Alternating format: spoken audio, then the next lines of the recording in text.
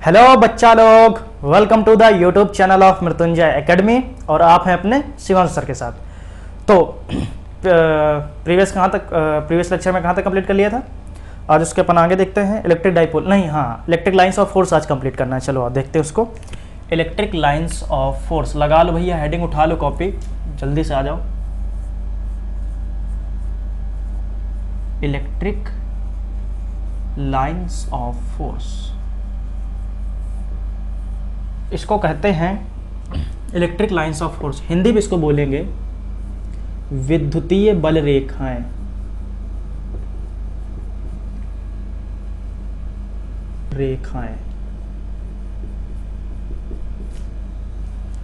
ठीक, चलो अब देखो क्या करना है। देखो बेसिकली विद्युतीय बल रेखाएं, इलेक्ट्रिक लाइंस ऑफ फोर्स क्या है? कुछ खास नहीं है। कह सकते हो कि ये विजुलाइजेशन है हमारे फैराडे जी का, माइकल फैराडे। उन्होंने विजुलाइज क्या किया, क्या समझाया? उन्होंने कहा कि यार जो फील्ड है, इलेक्ट्रिक फील्ड है, वास्तविकता में वो कैसी हो सकती है, इसका एक इमेजिनरी थॉट दिया। समझे? एक इमेजिनरी लाइंस के बारे में उन्होंने चर्चा की कि देखो ऐसा हो सकता है, सिर्फ विजुलाइजेशन है। दैट्स द मीनिंग कि जो तुम इलेक्ट्रिक लाइंस ऑफ फोर्स यानी कि विद्युतीय बल रेखाएं पढ़ोगे, ये संपूर्णतया पूर्ण रूप से काल्पनिक हैं। ये वास्तविकता में ऐसा होता है या नहीं, ऐसा कोई भी गारंटी नहीं है। लेकिन इलेक्ट्रिक फील्ड होती है, ये फिजिकल क्वांटिटी, ये है इलेक्ट्रिक फील्ड तो होती है, लेकिन इलेक्ट्रिक लाइंस ऑफ फोर्स का ऐसा कोई कंसेप्ट नहीं है। ये केवल और केवल कैसा है?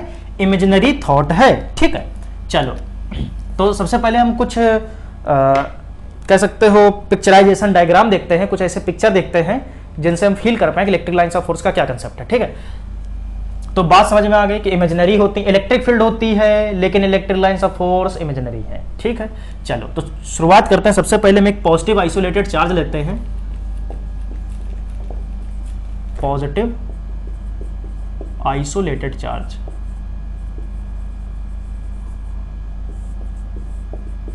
धनात्मक विलगित आवेश। ठीक है, आइसोलेटेड का मैंने मीनिंग बहुत अच्छी तरीके से समझा रखा है, तो मैं बार बार बोलूंगा ही नहीं। देखो समझो, मैंने क्या किया, एक पॉजिटिव चार्ज लिया। अब कैसे काल्पनिक, ये कैसे कल्पना की गई होगी, उन चीज़ों को मैं तुम्हें समझा रहा हूँ। एक पॉजिटिव चार्ज लिया और हम एक टेस्ट चार्ज को लाते हैं। अब ध्यान से देखो, अब यहीं से तुम्हें सारी बातों को समझना है। ठीक है, एक हम टेस्ट चार्ज को यहाँ पर लाए, इस जगह पर टेस्ट चार्ज को लाए। ठीक है, यहाँ पर टेस्ट चार्ज लाए, ये Q0 है, प्लस का Q0। हमने देखा कि यार ये तो इधर भाग जाता है, उसी के पीछे थोड़ा सा और इधर खींच करके लाए। हमने देखा यार ये तो इधर भाग रहा है, और इधर लाए, हमने देखा इधर भाग जाता है, और इधर लाए, देखा इधर भाग जाता है, और इधर लाए, देखा इधर भाग जाता है, और इधर लाए, देखा इधर भाग जाता है। अच्छा, एक ये सेगमेंट मिला। फिर हमने देखा यहाँ रखें इधर जाता है, यहाँ रखें इधर भाग रहा है, यहाँ रखें इधर भाग रहा है, यहाँ रखें इधर भाग रहा है, यहाँ रखें इधर भाग रहा है। अच्छा, हमने कहा चलो यहाँ रख कर देखो तो इधर भाग रहा है, यहाँ रखा इधर भाग रहा है, यहाँ रखा इधर भाग रहा है, यहाँ रखा इधर भाग रहा है, यहाँ रखा इधर भाग रहा है। समझे? इसको मैं थोड़ा सा स्ट्रेट बना दूँ कुछ इस टाइप से, समझ रहे हो? तो ये विजुअलाइजेशन है। ऐसे ही इस टाइप के पॉजिटिव चार्ज को मैंने यहाँ रखा तो देखा इधर भाग रहा है, यहाँ रखा तो इधर भाग रहा है, यहाँ रखा तो इधर भाग रहा है। ऐसे एक पॉजिटिव चार्ज को यहाँ रखा तो इधर भाग रहा है, यहाँ रखा तो इधर भाग रहा है, यहाँ रखा तो इधर भाग रहा है, यहाँ रखा तो इधर भाग रहा है, यहाँ रखा तो इधर भाग रहा है। ऐसे ही भगा भगा के, भगा भगा के, भगा भगा के, भगा भगा के एक काल्पनिक रेखाओं का कह सकते हो पता किया गया। तो पॉजिटिव चार्ज है तो भागेगा ही।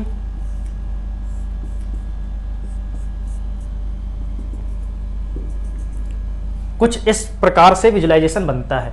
यानी कि हम कह सकते हैं कि अगर कहीं पर आइसोलेटेड पॉजिटिव चार्ज रखा हुआ है तो यहां से इलेक्ट्रिक फील्ड निकलती हुई मिलेंगी। ऐसा लगेगा कि यहां से इलेक्ट्रिक फील्ड निकल रही है, इससे दूर भागना चाह रही हैं।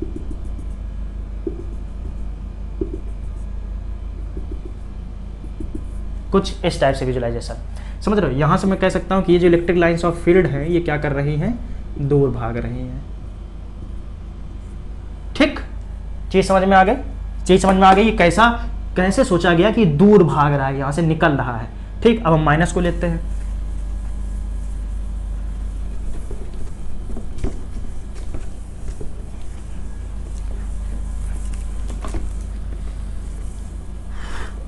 चलो आओ भैया, अब नेगेटिव चार्ज को लेकर के समझाते हैं तुमको। अब हमने क्या किया, एक नेगेटिव चार्ज लिया। ठीक है, एक नेगेटिव चार्ज लिया।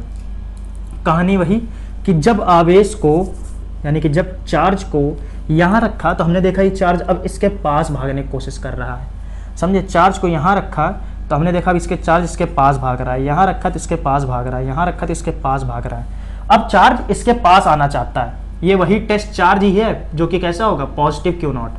ठीक, हमने यहाँ रखा तो देखा इधर भाग रहा है, यहाँ रखा तो इधर भाग रहा है, यहाँ रखा तो इधर भाग रहा है, यहाँ रखा तो सीधे इसके अंदर पैक हो गया। ठीक है, इसी प्रकार से अगर आप आवेश को यहाँ रखते हो तो इधर आएगा, यहाँ रखते हो तो वो इधर भागेगा, यहाँ रखते हो तो इधर भागेगा, यहाँ रखते हो तो इधर नहीं भागेगा। समझ रहे हो बात को, वो भी तब भी किधर भागेगा, इधर ही भागेगा। यहाँ रखते हो तब भी वो इधर ही भागेगा। ठीक है, तो विजुलाइजेशन को समझ पा रहे हो, यहाँ रखा इधर आया, यहाँ रखा इधर आया, यहाँ रखा इधर आया। ठीक, ये क्या रख रहे हैं sir, Q naught, test charge, समझाया है प्रीवियस लेक्चर में।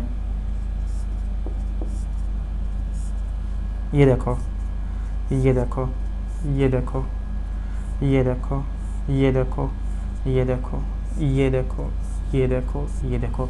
तो अब हमने ये समझा कि यार क्या हो रहा है एक्चुअलिटी में, कि अगर हम किसी निगेटिव चार्ज को रखते हैं, समझना, किसी पॉजिटिव में क्या हुआ था, ऐसा लग रहा था कि इलेक्ट्रिक फील्ड बाहर की ओर जा रहा है, बाहर जा रहा है, उससे बाहर निकल रही है। जब निगेटिव रखा तो निगेटिव से ऐसा लग रहा है कि जो फील्ड है वो इसके अंतर्गत आ रही है, यानी जो फील्ड है वो यहां से ऐसी आते हुए प्रतीत हो रही है।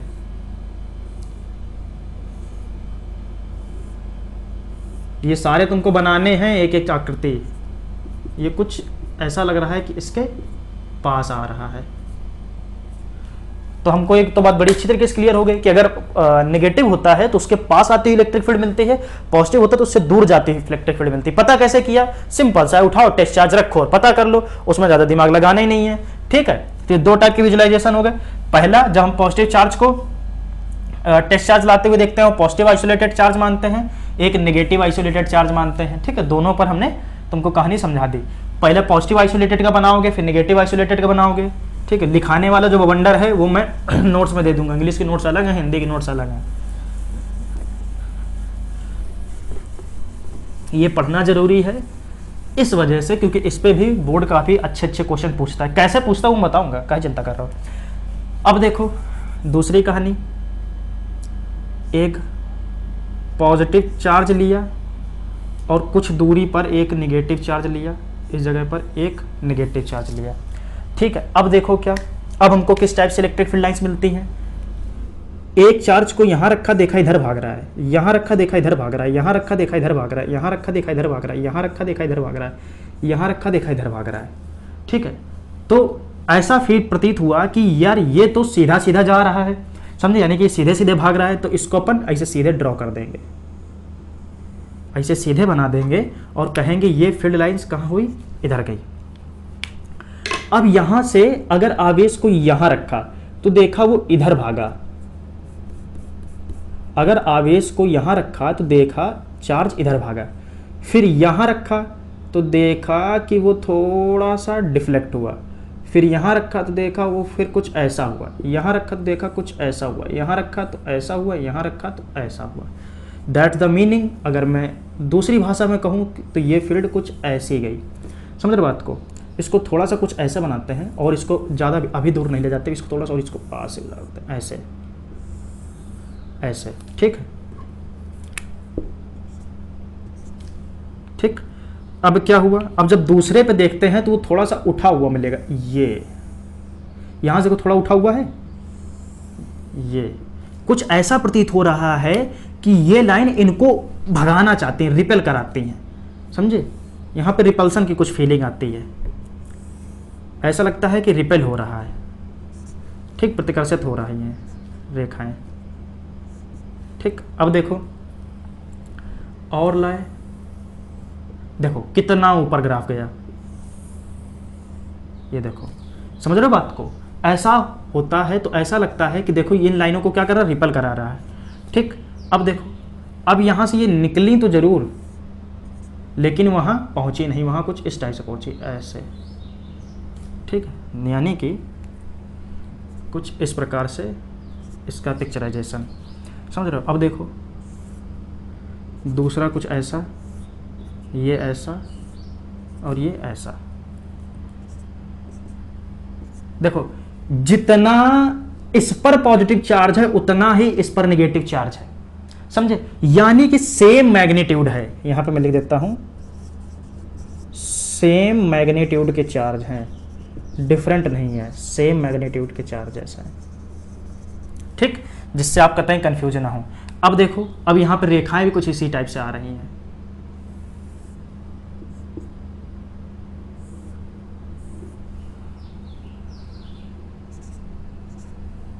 ठीक। चलो बनाओ भैया, ऐसे भी बनाओ। अब यहां पे ध्यान से देखो, इसको बोलते हैं इक्वाटोरियल पोजीशन, इसको क्या बोलते हैं इक्वाटोरियल पोजीशन, ये निरक्षीय स्थिति, इसको बोलते हैं अच्छी स्थिति, इसको एक्सियल पोजीशन बोलते हैं। मैं यहां पे लिख देता हूं कि जब भी आप ऐसे का चलोगे तो इसको एक्सियल बोलेंगे, हालांकि भी मैं समझाऊंगा भी। एक्सियल यानी कि निरक्षीय, सॉरी अच्छी स्थिति, अच्छी, और कह सकते हो ऐसे वर्टिकल मोशन करेंगे, यहां से वर्टिकल मोशन दिखाएंगे तो इसको बोलेंगे निरक्षीय यानी कि इक्वाटोरियल, इक्वाटोरियल, ठीक है। इस पैटर्न को भी ड्रा कर लो। ये केस 3 है तुम्हारा, जिसमें क्या हमने किया है, डिफरेंट चार्ज लिए हैं, मतलब एक पॉजिटिव है एक नेगेटिव है, मैग्नीट्यूड दोनों का सेम है, ठीक है। इसको नोट कर लो, समझ लो बात को। जैसे मैंने बताया इक्वाटोरियल में क्या होता है, दूर दूर बनते हैं, ऐसा लग रहा होता है कि रिपल कर रहा है कि नहीं, तो वही है। चलो इसको भी हटा रहे, ठीक।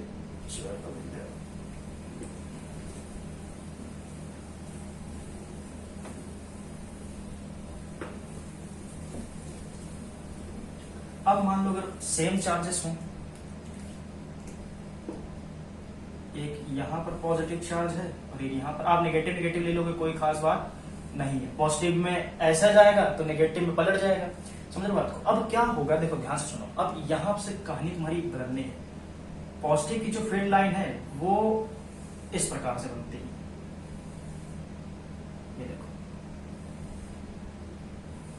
ये देखो कुछ इस टाइप से,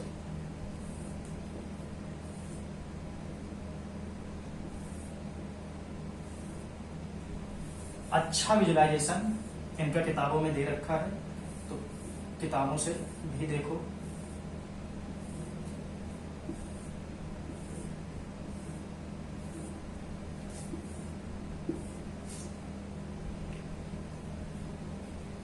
एक अपन इस प्रकार से बना लेते हैं, खुद स्ट्रेट सीधी,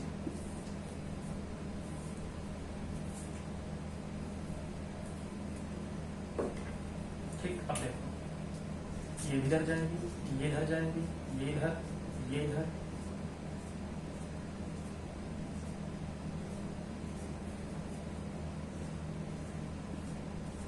इस जगह बच्चों ध्यान ये देना, अच्छा क्वेश्चन यहां से बनता है। ये हमारा न्यूट्रल पॉइंट होगा, एक ऐसा पॉइंट होगा जो कि कैसा होगा, न्यूट्रल पॉइंट होगा।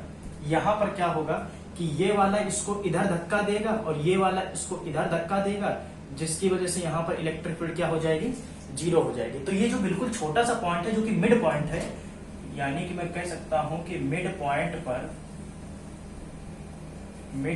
पर जो हमारी इलेक्ट्रिक फील्ड होगी वो कैसी होगी, शून्य होगी या 0 होगी, ठीक है। इतनी बात चमक गई।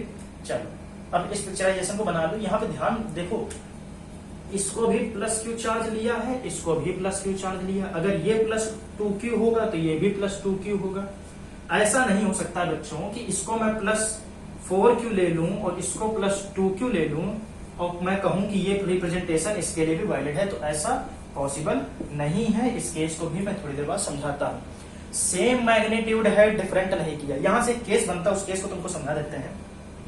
इस चीज को बढ़िया तरीके से बनाओ, इसको बना लो, इसको बनाओ, तुमको केस भी समझा रहे, ठीक है। ये बनाओ, बना लिए। ये सारी चीजें कॉपी होनी चाहिए, ठीक है।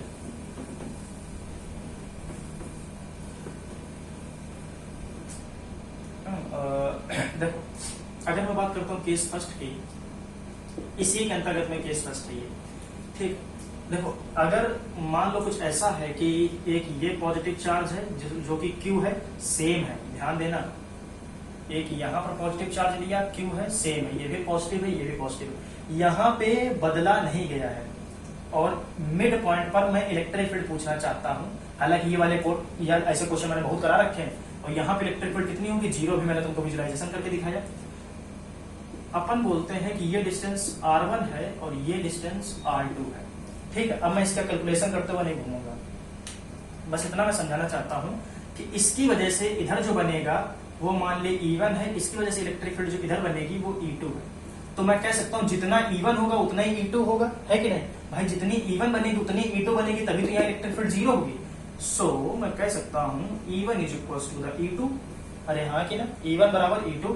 तो E1 क्या होता है, 1/4 एप्सिलॉन नॉट Q, इस वाला Q अपॉन R1 का स्क्वायर। ध्यान से देखो, इसका स्क्वायर R1 का square is equal to 1/4 epsilon not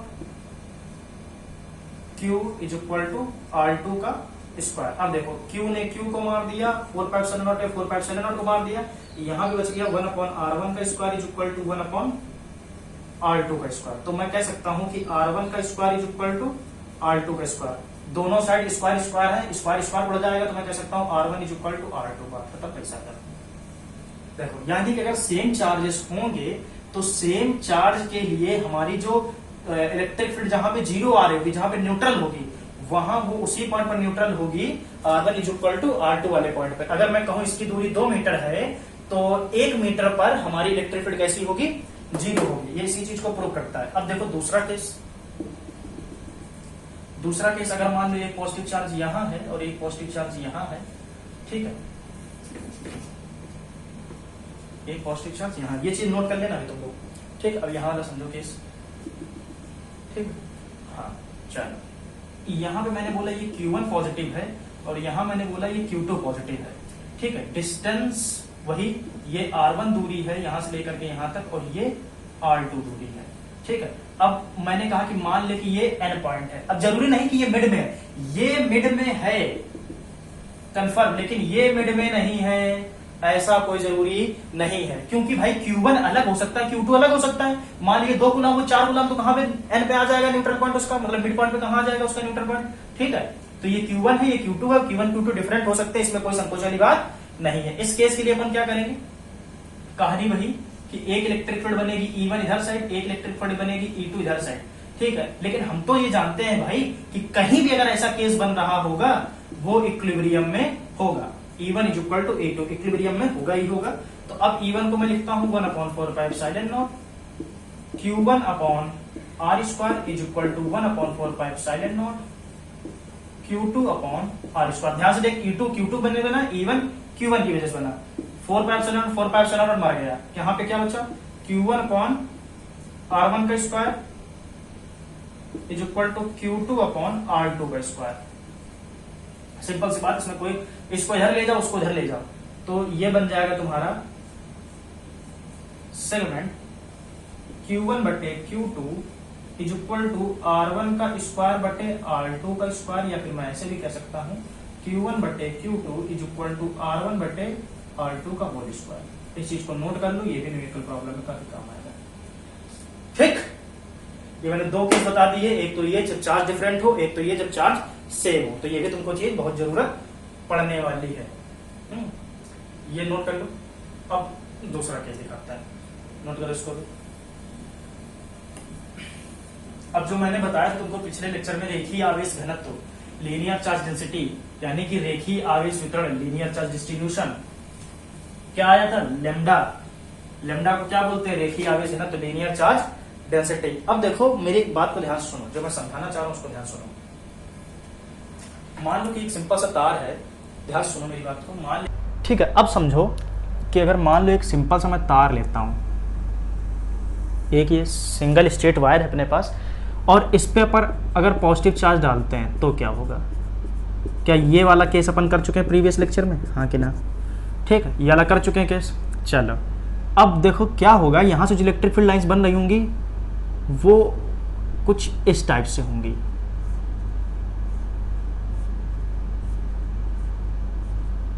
समझ पा रहे बात को, मतलब यहाँ से जो इलेक्ट्रिक फील्ड लाइंस निकलेगी इधर भी निकलेगी, इधर भी होगी, इधर भी होगी, इधर भी होगी, इधर भी होगी, इधर भी होगी, इधर भी होगी, इधर भी होगी, इधर भी होगी, इधर भी होगी।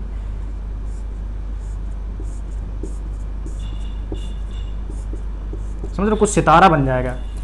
अच्छी बात ये, जब यहाँ पर होगा तो ये इलेक्ट्रिक फील्ड कुछ उठ रही होगी, ऐसे करके उठती हुई प्रतीत होगी। यहाँ पर ये इलेक्ट्रिक फील्ड लाइंस कैसी उठी हुई, मतलब ऊपर की ओर उठी हुई नीचे।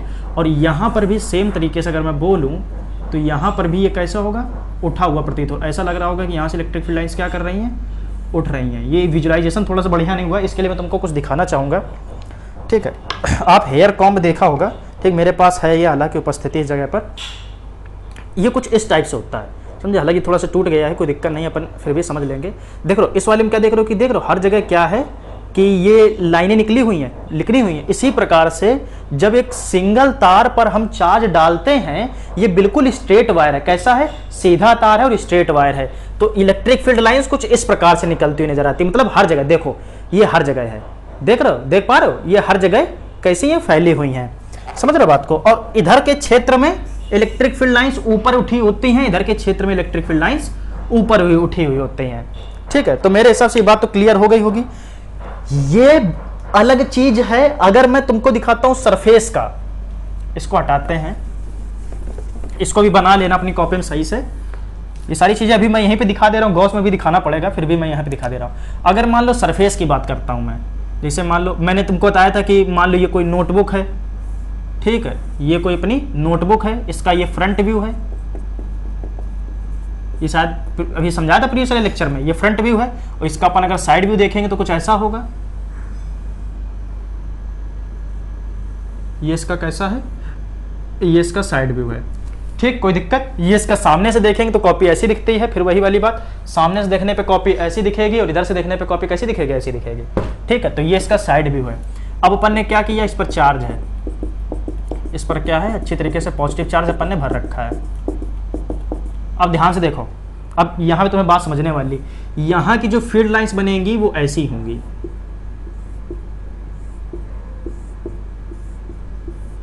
ये यूनिफॉर्म या फिर कह सकते हो एक समान है।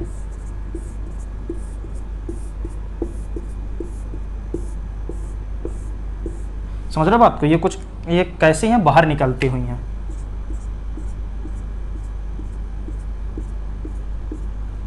इस पैटर्न को भी आप बनाएंगे अपनी कॉपी पे। ठीक, इसमें कुछ ऐसा नहीं होता कि ऊपर से निकल रहा है या अंदर से निकल रहा है, लेकिन ऐसा होता है, यानी कि अगर ये कॉपी है और ऐसी रखी हुई है तो इलेक्ट्रिक फील्ड लाइंस इधर निकलेंगी और इधर निकलेंगे। ठीक, समझ गए बात को। इधर इधर ये इलेक्ट्रिक फील्ड लाइंस निकल रही होंगी। एक ये पैटर्न है, इसको बना लो। अगर मैं कहता हूं बच्चों, मान लो कि ये मैं दो सीट लगाता हूं, एक कॉपी इधर लगाते हैं और एक कॉपी इधर लगाते हैं। अगर मैं दो प्लेट लगाता हूं, ये तो तुम्हारी कैसी थी, पॉजिटिव थी, ये अपनी कैसी थी, पॉजिटिव थी। एक हम पॉजिटिव और नेगेटिव लगाते हैं, तब देखते हैं क्या होता है। ठीक, इसको हटाएं। अब मैं यहां पे दो प्लेट एडजस्ट करना चाहता हूं, समझो बात को।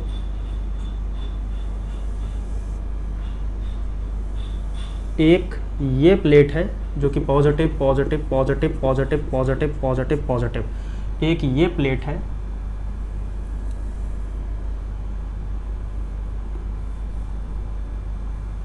अरे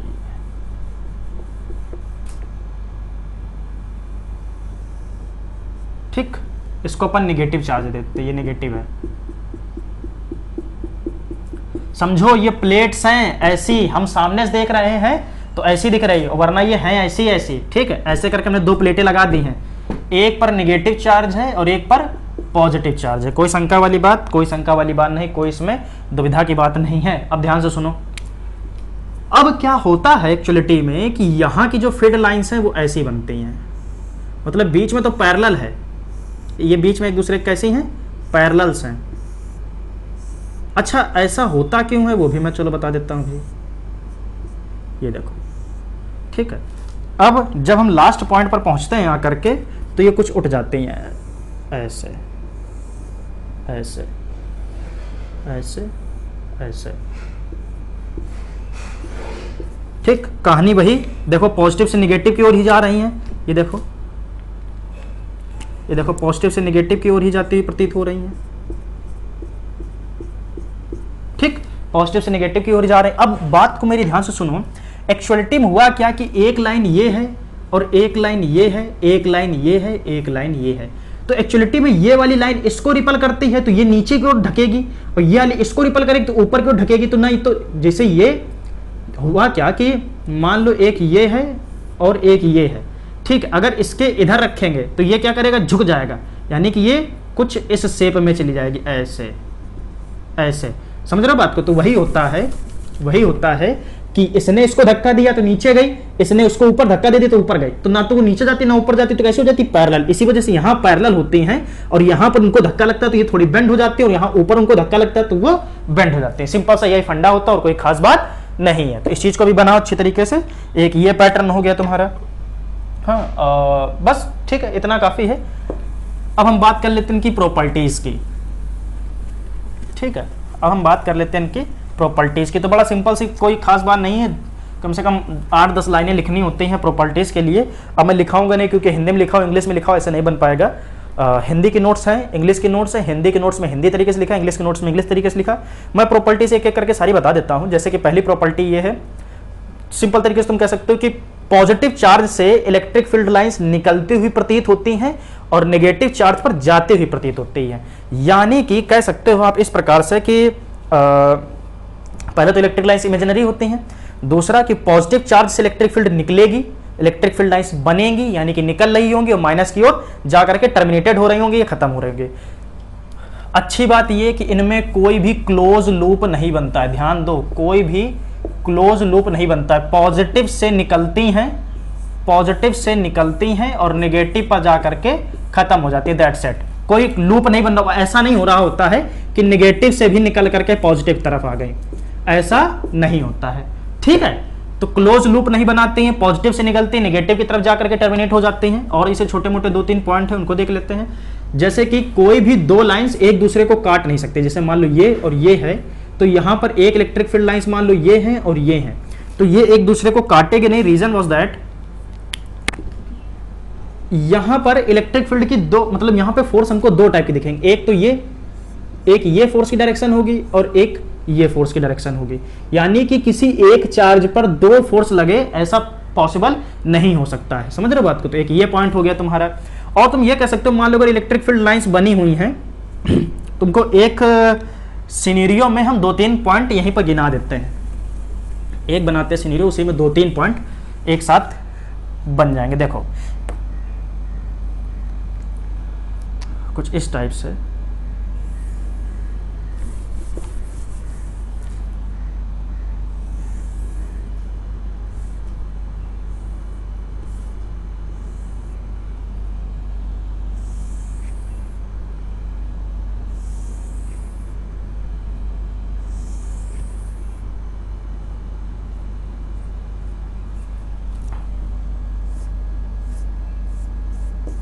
अब समझो। देखो जहां पर इलेक्ट्रिक फील्ड लाइन ज्यादा है, समझ रहे हो, यहां पर इतना एरिया में देखो, यहां पर इलेक्ट्रिक फील्ड लाइन ज्यादा है, यानी कि यहां पर इलेक्ट्रिक फील्ड लाइंस की जो कंसंट्रेशन है वो क्या है, ज्यादा है। तो यहां पर स्ट्रेंथ भी क्या होगी, ज्यादा होगी। यहां पर देखो, समझ रहे हो। अब यहां पर क्या बड़ा लूप है, अगर देखो एक ये लूप है और एक ये लूप है, समझ रहे हो बात को। यहां पे ढेर सारी लाइनें आ रही हैं और यहां पे ढेर सारी लाइनें नहीं आ पा रही हैं, समझ रहे हो बात को।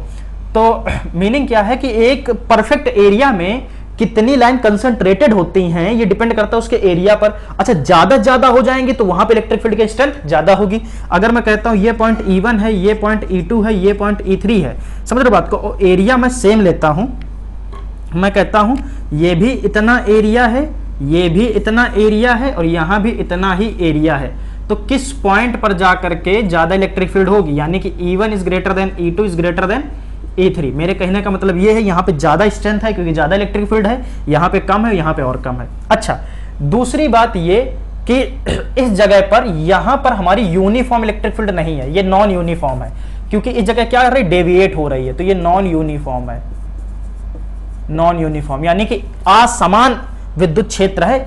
और इस जगह पर देखो, यहां के बाद देखो, यहां के बाद देखो पैरेलल है सब एक दूसरे से, तो मैं कह सकता हूं कि इस जगह के बाद ये कैसी है, यूनिफॉर्म इलेक्ट्रिक फील्ड है, यूनिफॉर्म इलेक्ट्रिक फील्ड यानी कि एक समान विद्युतीय क्षेत्र है, समझ बात को। तो ये चीज हो गई। अब हम दूसरी चीज ये कि अगर किसी एक इलेक्ट्रिक फील्ड लाइंस पे स्पर्श रेखा या टेंजेंट खींचते हैं तो वो हमको फोर्स की डायरेक्शन को बता देता है, समझ रहे बात को। जैसे अगर मान लो यहाँ पे मैं रख करके ऐसे खींचूंगा तो यहाँ बनेगा, दैट्स द मीनिंग। अगर चार्ज यहाँ रखा जाएगा तो चार्ज यहाँ भाग जाएगा। इसी प्रकार से अगर दो लाइनों को ऐसे खींच दिया जाए और इसी पॉइंट पर इस पर रेखाएं दो बनेंगी, ये देखो, समझ रहे बात को। तो यानी कि एक तरफ इधर फोर्स लगेगा, एक इधर फोर्स लगेगा, जो कि पॉसिबल नहीं हो सकता है। समझ रहे बात को। तो ये सारे पॉइंट्स हैं, इन पॉइंट को नोट कर लो, ये काम की बात है, ठीक है। और एक और पॉइंट है, जैसे कि आप ये कह सकते हो कि जो कंडक्टर है, कंडक्टर पे इलेक्ट्रिक फील्ड लाइंस अगर निकल रही है या टर्मिनेट कर रही है तो जो एंगल होता है वो 90 डिग्री होता है। यानी कि अगर ये चार्ज कंडक्टर है, देखो समझो बात को, ये कंडक्टर, यहाँ पर इलेक्ट्रिक फील्ड लाइंस ऐसे आएंगी, ठीक है। तो ये किस फेज में आएंगी? 90 डिग्री पे। एंगल कैसा बनाएंगे? 90 डिग्री। अब वो कुछ भी हो, जैसे मान लो एक सर्कल है, ठीक है, यहाँ भी अगर इलेक्ट्रिक फील्ड लाइंस निकलेंगी तो यहाँ पे एंगल कैसा होगा? 90 डिग्री होगा। इन चीज़ का आप ध्यान देना, ठीक है। समकोण बनाते हैं, 90 डिग्री का एंगल बनाते हैं, सॉरी समकोण मैंने बोला, कितना? 90 डिग्री का एंगल बनाते हैं, ठीक। इन चीज़ों का ध्यान दो। बाकी लिखा दिया है अच्छा खासा, वहाँ पे जाकर के देख लो, लिखा हुआ सारा रखा ही हुआ है, ठीक।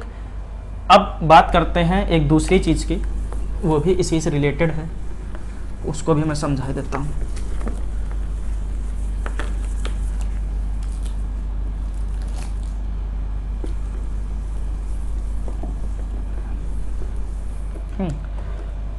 देखो क्या है, जैसे देखो सुनो, एक तुमसे इस टाइप से भी क्वेश्चन पूछा जा सकता है। इलेक्ट्रिक लाइंस ऑफ फोर्स बहुत बड़ा टॉपिक है, इसमें बहुत कुछ पढ़ाया जा सकता है, तो मैं सिर्फ काम की बात बता रहा है।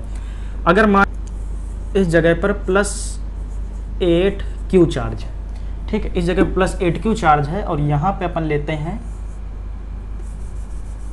यहाँ पे अपन लिया +2Q चार्ज। सिंपल सी बात, कोई ज़्यादा खुकट वाली बात नहीं। अब हमको ये देखना है कि यहाँ से कितनी लाइनें निकलेंगी और इसके पास कितनी इलेक्ट्रिक फील्ड लाइन्स आएंगे। तो हम इसका रेशियो देखते हैं। रेशियो का मतलब क्या है? ये क्या 8:2 है, ठीक है। इसको अपन और छोटा करते हैं तो क्या 1:4 हो जाएगा। ये 2 चक्कू 8 कटेगा तो ये 1:4 का रेशियो हो जाएगा। यानी कि अब यहाँ जो लाइन्स निकलने वाली हैं 1:4 के लिए निकलेंगे। अगर इससे एक लाइन निकलेगी तो इससे 4 निकलेंगे, इससे 2 निकलेंगे तो इससे 8 निकलेंगी, इससे 3 निकलेंगे तो इससे 12 लाइन्स निकलेंगी। समझ पा रहे हो बात को। अब अगर इसको अपन माइनस लेते हैं, नेगेटिव लेते हैं, तो मैं एक रिप्रेजेंटेशन आपको दिखा सकता हूँ कुछ इस टाइप से। अगर इससे ये एक लाइन निकल के गई है, मान लो ये इससे एक लाइन निकली है कुछ इस टाइप से, ठीक है, मान लो कुछ ऐसी लाइन्स निकली, तो अब इससे कितनी लाइनें निकलेंगी? अगर इससे एक निकली है, इससे लेकिन 4 निकलेंगी, यानी कि इससे 3 लाइन और निकलेंगी, समझे। तो वो लाइन ऐसे ऐसे, ठीक है, और कह सकते हो कि कुछ ऐसा रिप्रेजेंटेशन। समझ रहे बात को। अब यहाँ पे फंडा लगता है उसका, कह सकते हो कि किस हिसाब से लाइंस निकलेंगे, समझे। बस अब इनका भी अलग अलग रिप्रेजेंटेशन है लाइंस निकालने का। मेरा बेसिकली समझाने का फंडा ये है कि हमको जो इलेक्ट्रिक फील्ड लाइंस का यहाँ पे ड्रॉ करनी होती हैं वो रेशियो के हिसाब से ड्रॉ करनी होती हैं। अगर मान लो तुम्हारा रेशियो आता है 5/3 का, या मान लो 4/3 का, या 4:3 का रेशियो आता है, तब क्या करोगे? अगर मान लो कि यहाँ से 12 लाइन्स निकलते हैं, 3 वाले से 12 लाइन निकल रही हैं, तो इसका 12 भाग दो, 12/3 करोगे 4 आएगा, और 4 चुको 16, यहाँ से कितनी लाइन निकलेंगी? 16 लाइन्स निकलेंगी। समझ बात को। इसी प्रकार से अगर यहाँ से मान लो कि तुम्हारी 15 लाइन निकलती हैं, तो यहाँ से 5 चुको 20 लाइन्स निकलेंगी। कहानी समझ में आ गई? तो इस प्रकार से हम लाइन का फंडामेंटल जो होता है, जो सिस्टम होता है, वो इस टाइप से हम सेट करते हैं कि रेशियो देखेंगे और रेशियो देख करके उसका हम फिगर आउट करेंगे कि कितनी लाइंस कहाँ से निकलने वाली है, ठीक है। तो बड़ा सिंपल, इसमें कोई खास बात नहीं है। अच्छा, अब एक लास्ट छोटा सा टॉपिक है इसी के अंतर्गत, उसको भी अपन कंप्लीट कर लेते हैं। दोनों इसके बाद अपना क्या कहते हैं, वो है इलेक्ट्रिक डाइपोल, उसको बाद में देखेंगे। अब लास्ट कंसेप्ट वो समझो कि अगर मान लो कि ये इलेक्ट्रिक फील्ड लाइंस यहाँ है, एक ये पिक्चराइजेशन है, ठीक है, एक ये पिक्चराइजेशन है, और ये क्या है? वैक्यूम है, फ्री स्पेस है। ये सिंपल तरीके से फ्री स्पेस है। फ्री स्पेस का मतलब k की वैल्यू क्या है? 1 है। k बोलो या फिर एप्सिलॉन r बोलो, ठीक है। ये तो मैंने दोनों बातें तुम लोगों को अच्छी तरीके से पढ़ा रखी हैं। अब मान ले कि यहां पे मैंने एक मेटल रख दिया,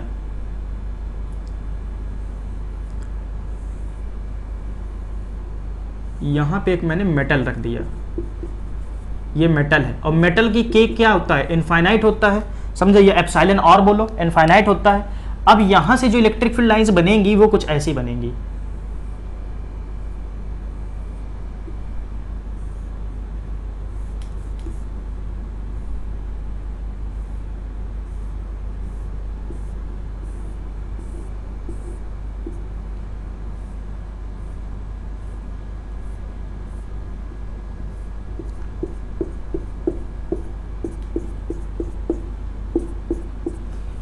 इसका मतलब मैं ये कहना चाह रहा हूं कि मेटल से कोई भी इलेक्ट्रिक फील्ड लाइंस निकलेगी नहीं। दैट्स द मीनिंग, यहां पर इलेक्ट्रिक फील्ड भी क्या होगी, जीरो होगी। समझ रहे बात को। और वहीं अगर आप मान लो आप कोई डाइलेक्ट्रिक कांस्टेंट की चीज ले लो, ठीक है, कोई डाइलेक्ट्रिक ले लो, मान लो एक और यहां पे तुमको हम सिनेरियो दिखा सकते हैं।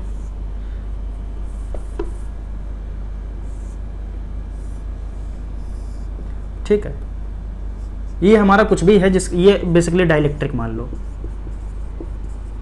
ये डाइलेक्ट्रिक सब्सटेंस है, ठीक है। इसकी के की वैल्यू क्या होगी, 1 से तो ज्यादा होगी, ठीक है, और इनफाइनाइट से कम होगी। ठीक, 1 से तो के की वैल्यू ज्यादा हो जाएगी और इनफाइनाइट से हमेशा क्या होगी, कम होगी। ऐसे ही डाइलेक्ट्रिक है। तो इस केस में क्या होगा, इस केस में जो इलेक्ट्रिक फील्ड लाइंस बनेगी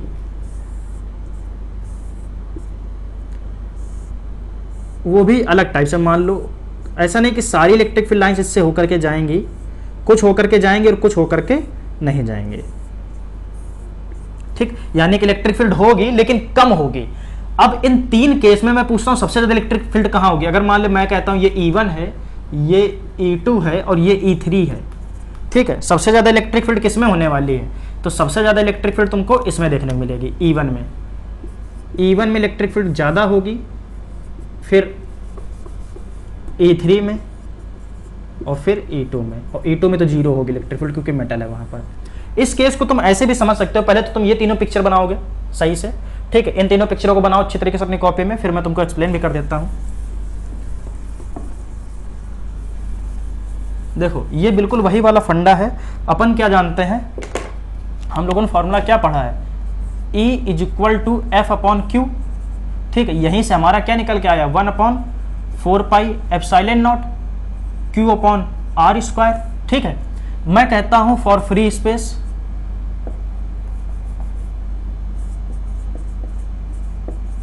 यानी कि निर्वात की अगर मैं बात करूं तो निर्वात के लिए E0 लिख लेते हैं, ठीक है। यानी कि निर्वात का मतलब जहां कुछ ना हो, E0, तो ये E0 क्या हो जाएगा, 1/4πε0 Q/r², सिंपल। यहां पर K की वैल्यू क्या है, 1 है, और इस फेज को लेते हैं तो यहां पे जो कंप्लीट फार्मूला है वो ये होगा। समझ रहे हो बात को, ये होगा। अब इन दोनों का अगर मैं रिलेशन निकालूं तो सारी पुरानी बातें हैं जो मैं पुराना पढ़ा चुका हूं वही आना, उसमें कोई खास बात नहीं है। इन दोनों का रिलेशन निकाल लो भाई, E/E0, ठीक है। E/E0 करोगे तो क्या हो जाएगा, ऊपर देखो ये 1/4πε0 Q/r² पूरा कट जाएगा, ऊपर बचेगा 1/k, बस। अब इसको इधर ले जाओ, इसको इधर ले जाओ, तो मैं कह सकता हूं E0 = E.K, ठीक। समझे बात को। देखो E को ये लिखोगे 1/4πε0 K/1/r², ठीक। और यहाँ पे E0 की जगह पर ये चीज लिखोगे, ये पूरा से पूरा कट जाएगा, ऊपर क्या बचेगा, सिर्फ 1/k, और वो कुछ इस प्रकार से सेगमेंट बना रहा होगा। या फिर आप इसको इस तरीके से भी कह सकते हो, K = E0/E, आप इसको ऐसे भी बोल सकते हो, इसमें कोई संकोच वाली बात नहीं है भाई। सिंपल सी बात है, K की वैल्यू 1 होगी तभी तो E तुम्हारा E0 के बराबर आएगा। अगर मान लो मैं कहता हूं E0 = K.E, और यहां पे अगर K की वैल्यू 1 है तो E0 हमारे E के ही तो इक्वल हो जाएगा रे। समझ रहे हो बात को। तो यही कहानी इन सभी में चलती है। अब मान लो कि मैं कहता हूं E = 1/4πε0 K Q/r²।